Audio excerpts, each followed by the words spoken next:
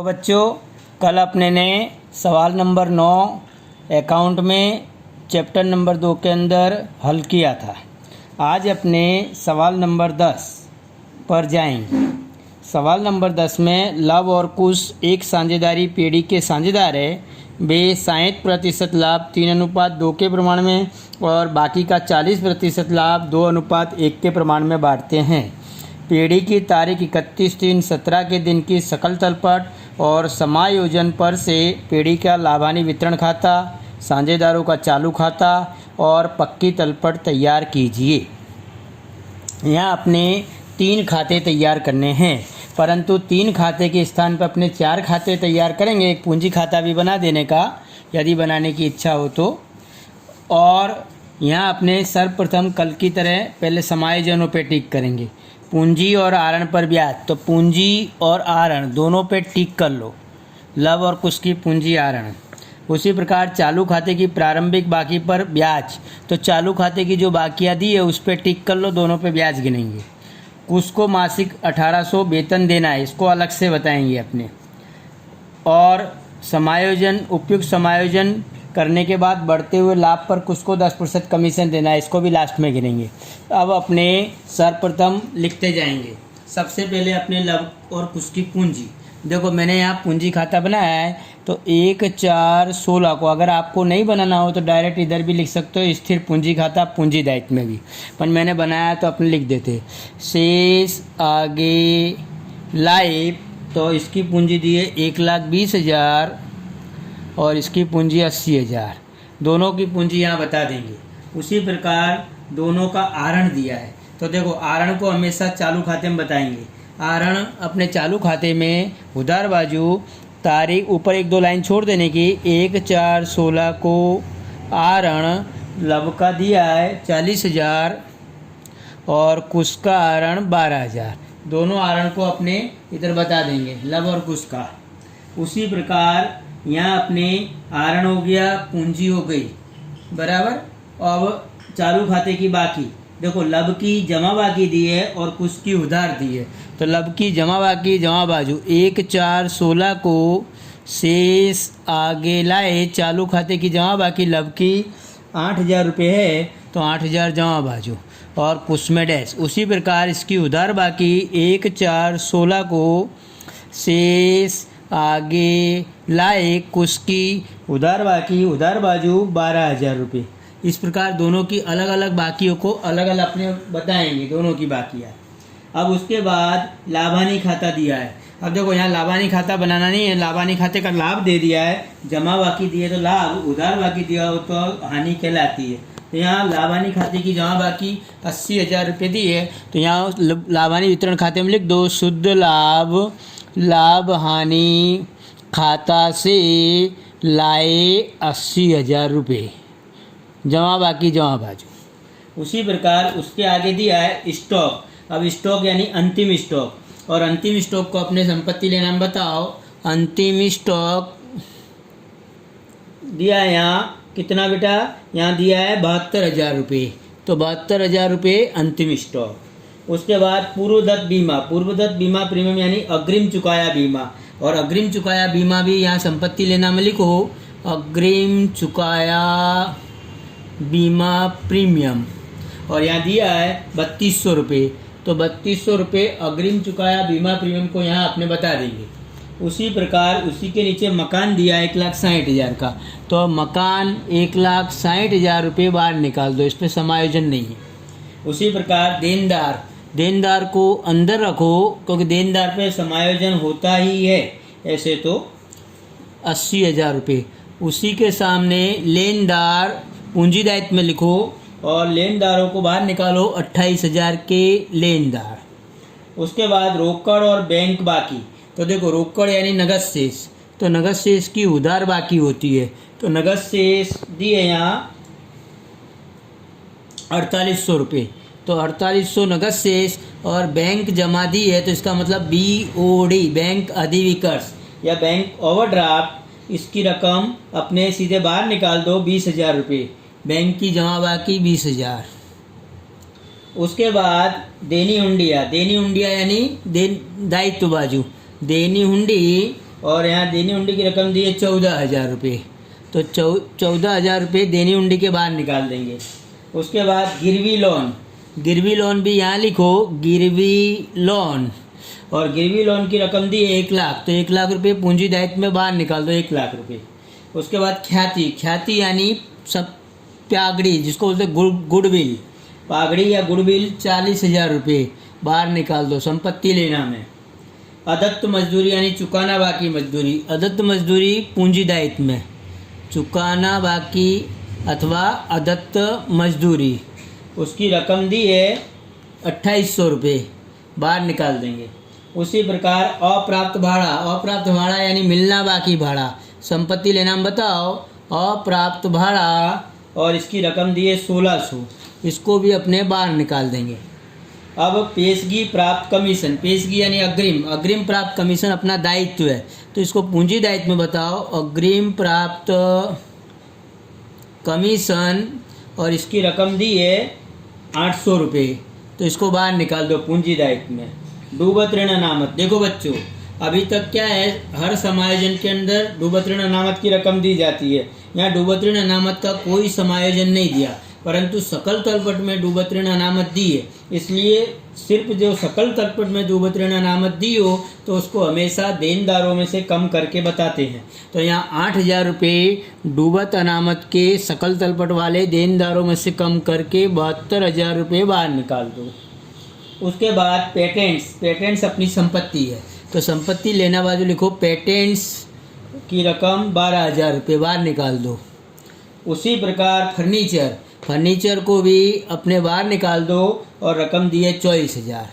देखो बच्चों अब समायोजन सकल तलपट की एक असर दूर हो गई, पूरी हो गई, मतलब अब समायोजन, समायोजन में सर्वप्रथम अपने पूंजी पर ब्याज। अब देखो पूंजी पे ब्याज, यहाँ दोनों की पूंजी दी है पूंजी खाते में 1,20,000 और उसकी दी है 80,000, तो पूंजी पे ब्याज 31/3/17 चालू खाते में जमा बाजू लिखो, पूंजी पर ब्याज, अब पूंजी है इसकी 1,20,000, तो 6% से ब्याज गिनेंगे तो 7200 रुपये पूंजी पर ब्याज लव का होगा, और 80,000 की पूंजी पे 8/4800 रुपये इसका ब्याज होगा।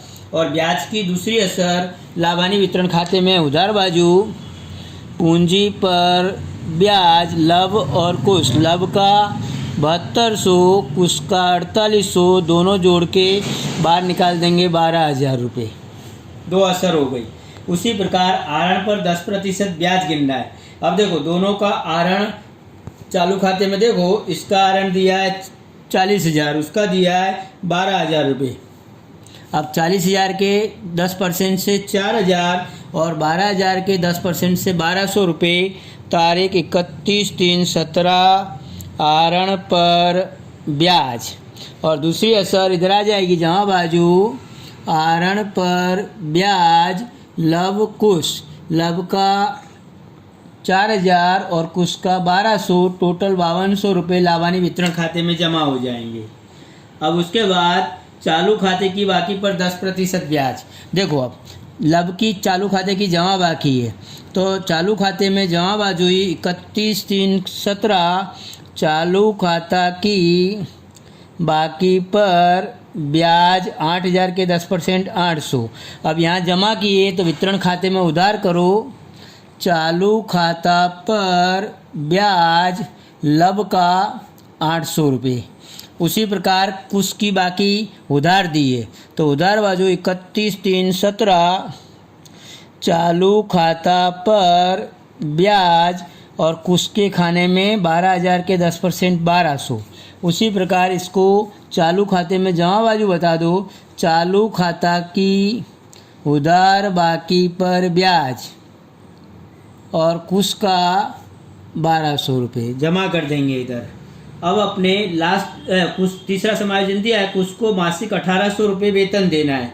अब देखो 1,800 रुपये प्रति मास का वेतन, तो 12 से गुणा करने पर आएंगे 21,600 रुपये।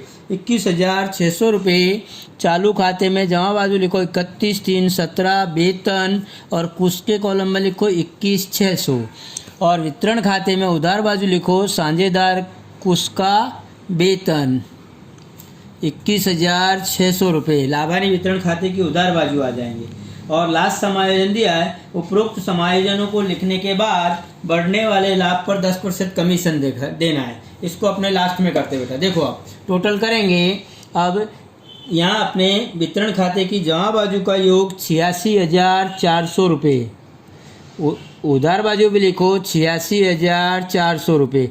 अब उसमें से अपने 12,800 और 21,600 ये रकम घटाएंगे तो 34, इनका टोटल आता है 34,400 रुपये। 34,400 घटाने पे बचेंगे 52,000 और 52,000 के 10% हुए 5200। ये कमीशन देना है, किसको देना है? कुश को। तो कुश का कमीशन 5200 और चालू खाते में इसको जमा कर दो। उसके कॉलम में तारीख 31/3/17 कमीशन 5200 रुपये कुश को मिलेगा जो वितरण खाते में उधार किए। अब अपने जो लाभ था उस लाभ को अपने बांटेंगे। देखो बच्चों, कुल लाभ 52,000 रुपये था। 52,000 रुपये के लाभ में से 5200 रुपये कमीशन देने के बाद जो भी लाभ बचा उस लाभ को 2 भागों में बांट देना है और बचेगा 46,800 रुपये। अब इसके 2 भाग यानी 60% और 40%। इस प्रकार 60% लाभ को 3:2 के प्रमाण में बांटेंगे और इसको अपने 2:1 के प्रमाण में बांटेंगे। 3 के प्रमाण में लब को मिलेगा 60% में से, 2 के प्रमाण में कुश को। उसी प्रकार 40% में 2 के प्रमाण में कुश को मिलेगा और लब को मिलेगा और 1 के प्रमाण में कुश को मिलेगा। अब ये बंटवारा करने के बाद कुश को लाभ मिला यहाँ 29,328 रुपये लब को मिलेगा। लब को 29,328 और कुश को लाभ मिलेगा बाकी का 17,472 रुपये लाभ आएगा। इस लाभ को अपने वितरण खाते में उधार बाजू वितरण पात्र लाभ, लब और कुश। लब को मिला 29,328 और कुश को मिला 17,472 और ये दोनों रकम 46,800। अब इस लाभ को अपने चालू खाते में ले आओ। तारीख 31/3/17 वितरण पात्र लाभ 29,328 और इसको मिला 17,472 और अब इसका टोटल करेंगे अपने। पहले पूंजी खाता बंद कर देते बच्चों। 1,20,000 और 80,000, यहाँ भी 1,20,000 और 80,000 और ऊपर भी 1,20,000 और 80,000। यहाँ लिखेंगे शेष आगे ले गए। तारीख 31/3/17। अब इस शेष को अपने पूंजी खाता में पूंजी दायित्व बाजू ले आओ। पूंजी खाता लिख के लब और कुश 1,20,000 और 80,000 यानी 2 लाख इधर ले आएंगे। अब चालू खाते की बाकी को अपने बंद करेंगे। अब देखो चालू खाते की जमा बाजू का लब का टोटल आता है 45,328 रुपये। तो 45,328 और इसका टोटल आता है 49,072 रुपये। उसी प्रकार इसको उधार बाजू भी लिखो 45,328 और 49,072 रुपये। अब इधर इनके उधार बाजू की रकम का टोटल घटाने पे इसके आएंगे 1,328 रुपये और उसके बचेंगे 22,672 रुपये। और ये दोनों चालू खाता की बाकी के आगे लिख दो। शेष आगे ले गए 31/3/17। अब इस बाकी को यहाँ ले आओ। चालू खाता लिख के चालू खाता लब और कुश। अब इसका लब का था 1,328 रुपये, पूंजी दायित्व में लिख देंगे इसको। बाकी को 22,672 रुपये और इन दोनों का टोटल करने पे 24,000 रुपये और पक्की तलपट का अपने दोनों बाजू का योग करेंगे तो उनका योग आएगा 3,89,600 रुपये जमा बाजू का और उधार बाजू का भी इतना, मतलब संपत्ति लेना का भी इतना ही। टोटल 3,89,600 रुपये से ये सवाल पूरा होगा। आप लोग जब सवाल करो तब बुक खोल के रखना और लाभ की इस प्रकार गणना करके अलग अलग दोनों का लाभ बताना और इस सवाल को पूरा अपनी नोटबुक में करना है। ये आज का होमवर्क है आपका।